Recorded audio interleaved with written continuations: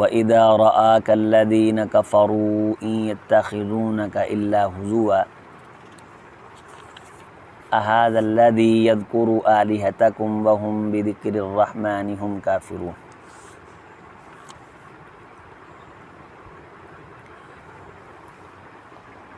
اور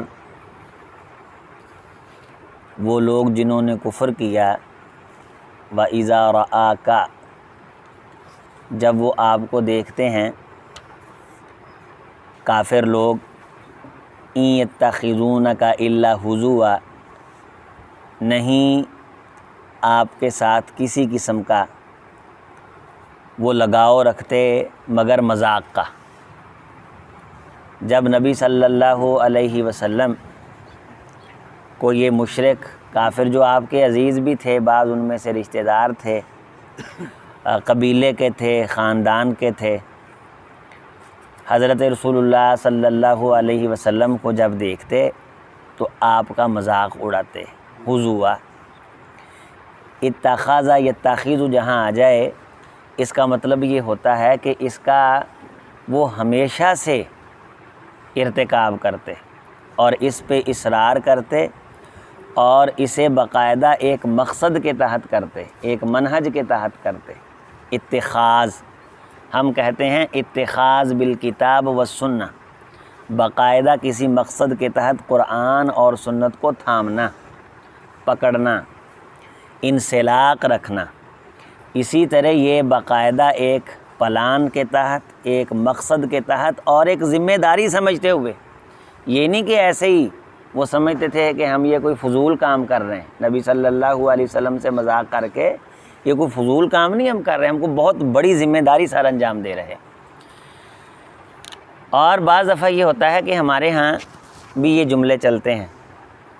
ہمارا ایک دوست تھا، کہنے لگا کہ ہماری محفل کے اندر کزن اس کو کہتے ہیں جس کے ساتھ کوئی ہماری لگاوٹ ہو، یعنی جس بندے کے ساتھ کوئی کلیش ہو اس کو ہم کزن کہتے ہیں، اور جو بندہ بعض دفعہ برا ہو مذاق کے اندر اس کو حاجی صاحب کہہ دیتے ہیں۔ یہ منع کیا اللہ کے رسول صلی اللہ علیہ وسلم نے، یعنی اچھے الفاظ کو برے مقصد کے لیے استعمال کرنا سخت منع کیا، انتہائی منع فرمایا۔ بعض الفاظ ایسے ہیں کہ ان کا پس منظر اتنا بدل دیا گیا کہ وہ عام شریف آدمی منہ سے کہہ ہی نہیں سکتا۔ لفظ بچی اتنا مقدس لفظ تھا کہ یہ میری بچی ہے، لیکن کالج یونیورسٹی کے ماحول نے اسے اتنا گندا کر دیا ہے کہ عام شریف آدمی اس کو استعمال نہیں کرتا۔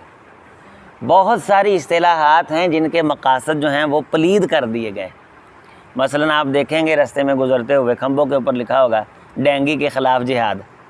اب جہاد اتنی مقدس شے ہے، یہ باقاعدہ اس پہ ہے الاصطلاحات الاستعماریہ، ایک کتاب ہے کہ جب انگریز نے بر صغیر کے اوپر تسلط قائم کیا تو وہاں اس نے اصطلاحات کو تبدیل کرنے کا باقاعدہ پلان بنایا کہ جو ایک مقدس اصطلاحات ہیں نا ان کو گندا کر دیا جائے۔ 100 چوہا کھا کے بلی حج نو چلی، انتہائی غلط بات ہے۔ تو بعض دفعہ لفظ دیکھنے میں سامنے صحیح نظر آ رہا ہوتا ہے لیکن مراد لینے والا اور مراد لے رہا ہوتا ہے۔ یہ اللہ نے قرآن مجید میں کافروں کا شیوا بیان کیا ہے۔ احاذ الذی یذکر آلہتکم، یہ وہی ہے نا جڑا تہاڈے معبوداں دا تذکرہ کردا ہے۔ اب رسول اللہ تذکرہ تو نہیں کرتے تھے، نبی صلی اللہ علیہ وسلم تو ان کی تنقیص کرتے تھے، ان کے معبودوں کی، ان کے خداؤں کی آپ شان کے اندر کمی کرتے تھے، ہم بھی کریں گے۔ ہر وہ شخص یا ہر وہ چیز جو اللہ کے برابر کھڑی کی جائے اور شرک کا ذریعہ بنے وہ طاغوت ہے۔ یریدون ان یتحاکموا الی الطاغوت وقد امروا ان یکفروا بہ ویرید الشیطان ان یضلهم ضلالا بعیدا۔ یہ چاہتے ہیں کہ طاغوت کی اطاعت کریں، طاغوت کی حکمرانی قائم کریں، لیکن مسلمان اللہ والے چاہتے ہیں کہ اللہ کے نام کا بول بالا ہو۔ تو ان کے اور طاغوتیوں کے درمیان سری جنگ ہے، علل اعلان جنگ ہے ان دونوں کے درمیان۔ تو ایک اللہ والا، اللہ سے پیار کرنے والا طاغوت کی سوچ اور فکر رکھنے والے کو بالکل پسند نہیں کر سکتا۔ یہ وہی شخص ہے نا جو تمہارے الہوں کا تذکرہ کرتا ہے، اب یہ ٹیچر کر رہے ہیں۔ تو اس طرح ہم نہیں کہہ سکتے یہ وہی شخص ہے نا نمازاں بڑیاں پڑھتا ہے، یعنی وہ شخص جو نماز نہ پڑھتا ہو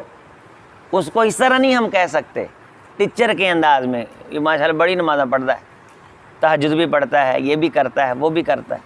اصلاً وہ یہ مراد لے رہے ہیں کہ یہ وہی شخص ہے نا جو تمہارے معبودوں کو برا کہتا ہے۔ وَهُمْ بِذِكْرِ الرَّحْمَنِ هُمْ كَافِرُونَ، جبکہ وہ خود اللہ رحمان کے تذکرے کا انکار کرتے ہیں اور اپنے معبودوں کے تذکرے کی نسبت رسول اللہ صلی اللہ علیہ وسلم کی طرف کرتے ہیں۔ اس لیے بعض لکھ دیتے ہیں کہ یہ وہی شخص ہے نا جو مفسرین بعض لکھ دیتے ہیں کہ یہ وہی شخص ہے نا کہ جو تمہارے معبودوں کا برا تذکرہ کرتے ہیں۔ لیکن یہ پس منظر سے عام بندے کو بات سمجھ نہیں آتی، میں نے ہلکی سی اصطلاح کے طور پہ آپ کے سامنے اس لیے رکھا تاکہ مسئلہ بھی سمجھ آ جائے، اور آئندہ اگر میرے آپ کے سامنے کوئی اس طرح کی مثال دے تو ہمیں اس کو سمجھانا بھی آسان ہو جائے، کیونکہ ایسی باتوں سے نبی صلی اللہ علیہ وسلم نے منع فرمایا۔ اگر لاشعوری طور پہ انسان سے ہو گیا ہے تو اللہ تعالیٰ معاف فرماتے ہیں، رفع القلم عن ثلاث، اگر انسان کو معلوم نہیں تھا، اصرار نہیں کرتا بندہ اس پہ، ضد نہیں کرتا، ہٹ درمی نہیں کرتا، تو اس لیے اگر کسی کی عادت بن جائے تو اسے آہستہ آہستہ اس کی اصلاح کرنی چاہیے۔ اسی لیے اللہ تعالیٰ نے قرآن مجید میں جس بندے کو قسم اٹھانے کی عادت بن جائے اس کی قسموں سے اپنا حکم اٹھا لیا ہے، کہ اس کو عادت بنی ہوئی ہے کہ وہ عادتاً قسمیں اٹھاتا رہتا ہے، تو ایسے شخص کو اللہ تعالیٰ معاف فرما دیتے ہیں جس کی عادت میں منہ سے کوئی نہ کوئی ایسا لفظ نکل جاتا ہے۔ خلق الانسان من اجل سأریکم آیاتی فلا تستعجلون، انسان تخلیق کیا گیا من اجل، جلد بازی سے، من کا مطلب سے مراد یہ ہے کہ یہ سے کی نسبت انسان کے اپنے فعل کی طرف ہے، کہ انسان جیسے بعض روایات میں آتا ہے کہ ابھی نیچے تک اللہ تعالیٰ کا حکم آیا تھا تو حرکت کرنا شروع کر دی، تو کہا گیا کہ بڑا جلد باز ہے۔ خلق الانسان عجولا، انسان تھوڑی سی نا تیزی کرتا ہے، اور تیزی والی طبیعت جو ہے وہ انسان کو گھاٹا دے دیتی ہے، نقصان دے دیتی ہے۔ ٹھہراؤ کہا جاتا ہے کہ سب سے زیادہ ٹھہراؤ اور اطمینان اگر دیکھنے میں ملتا تھا عرب حکمرانوں میں تو حضرت امیر معاویہ رضی اللہ تعالی عنہ کی سیرت میں ملتا تھا۔ انتہائی ٹھنڈا پن، بہت سوچ کے سمجھ کے انڈیپینڈنٹ رہ کے فیصلہ کرنا، بہت ان کی طبیعت کے اندر بہت نرمی تھی۔ شیعہ کتب کے اندر ایک عبارت ہے کہ حضرت حسین رضی اللہ تعالی عنہ نے خط لکھا کہ آپ کے جو مال لے کے آنے والے مال بردار گھوڑے تھے وہ سارے کا سارا مال میں نے رکھ لیا ہے، چونکہ یہ مال تیرے باپ کا نہیں ہے۔ غلط نسبت کی ہوئی ہے حضرت حسین رضی اللہ تعالیٰ عنہ کی طرف، یہ ثابت کیا ہے کہ ان کی آپس میں کلیش تھی، جبکہ ایسی بات نہیں، لیکن اسے معلوم نہیں ہوا کہ وہ یہ بات لکھتے لکھتے حضرت امیر معاویہ رضی اللہ تعالیٰ عنہ کی شان خود بیان کر گیا کہ یہ مال تیرے باپ کا نہیں ہے، اسے میں نے ضبط کر لیا ہے اور اس کو میں نے رکھ لیا ہے، جو دوسرے لوگوں کا حق تھا اس کے لیے آپ خود بھیج دو۔ یہاں سے نعوذ باللہ یہ بھی نسبت کر گیا کہ حضرت حسین رضی اللہ تعالیٰ عنہ، یہ ان کی کتاب ہے الکافی، اس کی شرح ہے اصول الشافی کے نام پہ، 6 جلدوں کے اندر۔ حضرت امیر معاویہ رضی اللہ تعالیٰ عنہ نے پھر خط کے جواب میں لکھا بتیجے، حضرت ان کو بتیجے کہتے تھے امیر معاویہ رضی اللہ تعالیٰ، حضرت حسن کو بھی حضرت حسین کو بھی رضی اللہ تعالیٰ عنہ، بتیجے آپ کی طبیعت میں کچھ تیزی ہے، میں برداشت بھی کروں گا، قبول بھی کروں گا، چونکہ مجھے یہ معلوم ہے کہ آپ کی شان کیا ہے، میں برداشت بھی کروں گا اور قبول بھی کروں گا۔ اللہ کرے یہ تیزی میری زندگی میں ہی رہے، چونکہ میں آپ کے لاڑ برداشت کرنے جانتا ہوں، کسی ایسے سے واسطہ نہ پڑ جائے جو آپ کی طبیعتوں کی تیزی کو قبول نہ کرے۔ اب یہاں سے اس نے یہ ثابت کرنے کی کوشش کی ہے کہ حضرت امیر معاویہ رضی اللہ تعالی عنہ نے حضرت حسین رضی اللہ تعالیٰ عنہ کی ناؤز باللہ ناؤز باللہ ناؤز باللہ کوئی توہین کرنے کی کوشش کی، جبکہ ایسی بات ہے ہی نہیں۔ جو اس نے عبارت بنائی اور اس کے اندر رنگ بھرا اور اپنی کتابوں کے اندر ایسا، اصلاً حضرت امیر معاویہ رضی اللہ تعالیٰ عنہ کے حلم کے واقعات جو ہیں وہ ان کو برداشت نہیں ہے، کہ ان کے اندر حلم تھا، حوصلہ تھا۔ کہا گیا کہ جب حضرت حسن رضی اللہ تعالیٰ عنہ نے صلح کی بات کی، یہ حضرت امیر معاویہ رضی اللہ تعالیٰ عنہ پہلے لکھ چکے تھے خط کہ آپ صلح پہ آئیں، یہ اب لڑائیاں ختم کریں۔ تو حضرت نے جب یہ فرمایا کہ ہماری کچھ شرائط ہیں، تو جہاں شرائط کا تذکرہ آتا ہے وہاں یہ بھی تذکرہ آتا ہے کہ حضرت امیر معاویہ رضی اللہ تعالیٰ عنہ نے اپنی مہر کے ساتھ پورا لفافہ حضرت حسن کی خدمت میں بھیج دیا، فرمایا میں نے مہر پہلے لگا دی ہے، آپ نے جو شرائط لکھنی ہے لکھ دیں۔ تو بہت بردباری تھی، اور ان کا دور حضرت امیر معاویہ رضی اللہ تعالیٰ عنہ کا 19 سالہ تقریباً دور حضرت امیر معاویہ رضی اللہ تعالیٰ عنہ کا اتنا امن والا دور ہے جب ان کی حکمرانی آ گئی، اور ان سے پہلے حضرت امیر معاویہ رضی اللہ تعالیٰ عنہ کی خلافت اور سازشی یہودی اور عیسائی اور سبائی ٹولہ یہ اس بات میں کامیاب ہو گیا تھا کہ ان کو آپس میں لڑا دے۔ حضرت عائشہ رضی اللہ تعالیٰ عنہ حضرت علی رضی اللہ تعالیٰ عنہ کو یہی گزارش کرتی تھیں کہ آپ مدینے میں رہیں اور تھوڑا سا ٹھہراؤ رکھیں طبیعت میں، ہم آتے ہیں، کیونکہ حضرت طلحہ اور زبیر یہاں سے بھاگ کے حضرت عائشہ رضی اللہ تعالیٰ عنہ کے پاس چلے گئے تھے بیعت کرنے کے بعد۔ تو پھر جو لوگ آپ کو گھیرا ڈال کے کھڑے ہوئے ہیں نا، ہم ان سے چھڑا لیں گے آپ کو، یہ جو مجبور کر رہے ہیں اور 20-20 ہزار کھڑے ہو جاتے ہیں کہ ہم نے عثمان کو قتل کیا، ہم نے عثمان کو قتل کیا ہے، ان سے ہم آپ کو چھڑا لیں گے، کوئی ایسی بات نہیں، مل کے ان کا مقابلہ کریں گے۔ لیکن انہوں نے اتنی تیزی میں یہ کام کروایا کہ اتنا بڑا نقصان ہو گیا۔ یہ میں جو پس منظر آپ کے سامنے رکھ رہا ہوں مسئلے کی وضاحت کے لیے، یہ سارے کا سارا کام ان کو ٹینشن تھی کہ جلدی جلدی کر لیں۔ اب صلح ہونے لگی، آپ سب کو معلوم ہے، لیکن ان کو ٹینشن بن گئی کہ صبح واپس نہ چلے جائیں، رات کے اندھیرے میں اس پہ حملہ، ادھر سے حملہ۔ شیطان ہمیشہ جلدی سے فائدہ اٹھا کے نقصان کرتا ہے، اس لیے حدیث میں آتا ہے العجلۃ من الشیطان والتأنی من اللہ، بڑی زبردست حدیث، العجلۃ من الشیطان والتأنی من اللہ، جلدی شیطان کی طرف سے، تأنی طبیعت میں ٹھہراؤ، اطمینان اگر مل جائے تو سمجھے پھر اللہ کی رحمتیں ہو گئی ہیں، اور عموماً اس سے انسان محروم ہوتا ہے، اور شیطان اس کی اس کمزوری سے کیا کرتا ہے؟ فائدہ اٹھاتا ہے۔ ہمیشہ کہا گیا ہے کہ غصے میں فیصلہ نہ کریں، چونکہ غصے میں دماغ ابل رہا ہوتا ہے، دماغ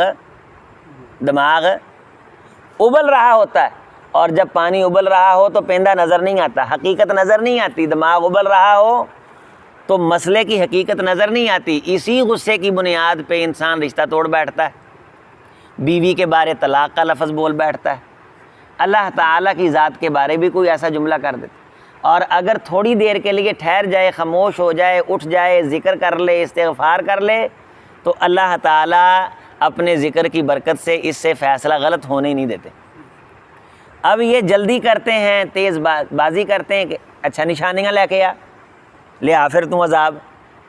پیچھے ہم نے سورۃ طٰہٰ کی تفسیر میں رکھا تھا، تو کڈ سپ جڑا کڈنا ہے، فَأَلْقَوْا حِبَالَهُمْ، لا بھائی۔ اب نبی صلی اللہ علیہ وسلم کو کیا کہتے ہیں؟ وَيَقُولُونَ مَتَىٰ هَٰذَا الْوَعْدُ إِن كُنتُمْ صَادِقِينَ، یار دس نا وہ وعدہ ہونا کدوں ہے جے تو سچا ہے تے بتا ہمیں۔ بھی یہی نہیں، اس طرح جس طرح ہم دنیا میں دیکھتے ہیں کہ ہندو مودی، اس کی ایک تقریر ہے جس میں یہ کہتا ہے کہ میں نے جلدی نہیں مرنا،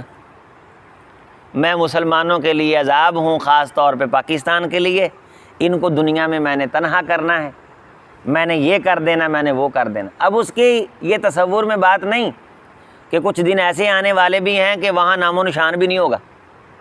بھی یہی نہیں، اس طرح جس طرح روئے زمین میں ٹوٹل ابو جیل کا نام لینے والا محبت سے کوئی ہے ہی نہیں، کوئی بھی نہیں، لیکن یہ رسول اللہ کی مہربانی ہے صلی اللہ علیہ وسلم، سبحان اللہ۔ حضرت اکرمہ جناب محمد رسول اللہ صلی اللہ علیہ وسلم کی بارگاہ میں آئے، کہنے لگے سیدی مجھے معلوم ہے کہ میرا باپ جو تھا، لیکن لوگ جب اس کو برا کہتے ہیں نا تو مجھے تکلیف ہوتی، لوگ جب اس کو برا کہتے ہیں تو مجھے تکلیف ہوتی۔ آپ نے فرمایا بھی جو فوت ہو گیا ہے نا اس کو برا نہ کہا کرو، وہ اپنے انجام کو پا چکا ہے۔ یہ اسلام، یہ نبی صلی اللہ علیہ وسلم کا اخلاق۔ بات یہ کر رہا تھا کہ انسان جلد بازی میں، تیزی میں اقتدار کے لیے ایسے غلط فیصلے کر بیٹھتا ہے جو اس کے گلے کا طوق بن جاتے ہیں۔ اسی طرح فیصلے کہا جاتا ہے کہ بڑے تیزی کے ساتھ جو ان کو غلط سمت لے جا سکتے ہیں، محمد بن سلمان کر رہا ہے۔ اسی طرح کے اقتدار کے فیصلے، وہ ٹرمپ، یہ ملی بھگت ہے ان کا آپس کے اندر، اس طرح کے فیصلے کرنا کہ تاکہ آئندہ جو اقتدار ہے نا، آئندہ آنے والا جو اقتدار ہے، جبکہ اقتدار تو ہمیشہ ایک اللہ کے لیے، اور انسان اگر صحیح معنوں میں کوشش کرے تو اللہ تعالیٰ اس کو صحیح سمت رکھتے ہوئے بھی اس کے نتائج دے سکتے ہیں۔ سَأُرِيكُمْ آيَاتِي فَلَا تَسْتَعْجِلُونَ، ہم بہت جلد ان کو دکھا دیں گے جس چیز کی انہوں نے جلدی مچائی ہوئی ہے۔ یہ کوئی ایسی انہونی بات نہیں کہ ان کی زندگی میں آئے نا۔ اچھا، جب یہ قرآن کہہ رہا تھا ان کو بڑا لمبا لگ رہا تھا، لیکن آج اسی قرآن کو ہم پڑھ رہے ہیں اور صدیاں گزر گئی۔ لمحوں نے خطا کی تھی، صدیوں نے سزا پائی، چند لمحوں کے لیے نہیں مانے اور صدیاں ہو گئی ہیں کہ تازیانے برس رہے، صدیاں ہو رہی ہیں کہ کفر کے سردار ہونے کے ناطے سے ان کا تذکرہ ہوتا ہے۔ پھر آگے فرمایا لَوْ يَعْلَمُ الَّذِينَ كَفَرُوا حِينَ لَا يَكُفُّونَ عَنْ وُجُوهِهِمُ النَّارَ وَلَا عَنْ ظُهُورِهِمْ، کاش کے لوگ جان لیں کہ جب وہ وقت آئے گا، کفا یکفو کا مطلب ہوتا ہے اس طرح اپنے منہ کو کسی نقصان سے بچا لینا۔ کاش ان کو معلوم ہو جائے جو یہ ڈیمانڈیں کر رہے ہیں اور کہہ رہے ہیں کہ سچا ہے تو یہ کر کے دکھا، سچا ہے تو یہ لا کے دکھا، ہمارے پاس اقتدار کی گدی ہے، تجارتیں ہمارے پاس ہیں، ہم جب چاہیں تمہارے سفر بند کر دیں، تمہارے سامان کے قافلے بند کر دیں، اور جب چاہیں تم کو اپنے ملک کو ملت سے نکال خارج کریں، اور یہ وہ کرتے بھی رہے سارا کچھ۔ تو کاش یہ جان لیں لا یکفون عن وجوہہم النار حین لا یکفون، کہ جب یہ اپنے چہروں سے آگ ہٹا نہیں سکیں گے، جب وہ آئے گی نا اس کو پھر نہ اپنے چہروں سے دور کر سکیں گے، ولا عن ظہورہم، اور نہ اپنی پشتوں سے، ایسے جب وہ آگ آئے گی، ولا ہم ینصرون، اور نہ ہی ان کی کوئی خارجی مدد کی جائے گی، نہ تو یہ خود کر سکیں گے نہ باہر سے کوئی مدد آئے گی، بل تاتیہم بغتہ، بلکہ وہ پکڑ جس کو یہ کہہ رہے ہیں نا لے کے آ، اچانک آئے گی، فتبہتہم، ان کی آنکھیں پھٹی رہ جائیں گی، فلا یستطیعون ردہا، یہ پھر اللہ کے غصے کو پلٹانے کی بالکل استطاعت نہیں رکھیں گے، ولا ہم ینظرون، اور نہ ہی ان کو مہلت دی جائے گی۔ وَلَقَدِ اسْتُهْزِئَ بِرُسُلٍ مِّن قَبْلِكَ، اے رسول صلی اللہ علیہ وسلم، اے محمد صلی اللہ علیہ وسلم، آپ سے پہلے بھی رسولوں سے مذاق کیے جاتے رہے، استہزاء کیے جاتے رہے، فَحَاقَ بِالَّذِينَ سَخِرُوا مِنْهُمْ، ان کا بیڑا ان کے مذاق نے غرق کر دیا، وہ اپنے مذاق کرنے کی حرکت کے جرم میں ایسے رب کی گرفت میں آئے کہ پھر ان کو سانس لینے کا موقع نہ ملا، آگ ہٹانے کا موقع نہ ملا، اور دائیں بائیں ہلنے کا موقع نہ ملا۔ منہم ما کانوا بہ یستہزئون، اور اسی جرم میں، جس جرم کی بنیاد پہ وہ استہزاء کرتے تھے، اسی استہزاء اور تمسخر کے اندر ان کو گھیر لیا گیا، اور وہ تمسخر ان کے لیے ایک وبال بن گیا، ایک عذاب بن گیا، اور ایک اللہ تعالیٰ کی پکڑ بن گیا۔ اللہ تعالیٰ ہمیشہ عاجزی ان کے ساری اختیار کرنے کی توفیق دے،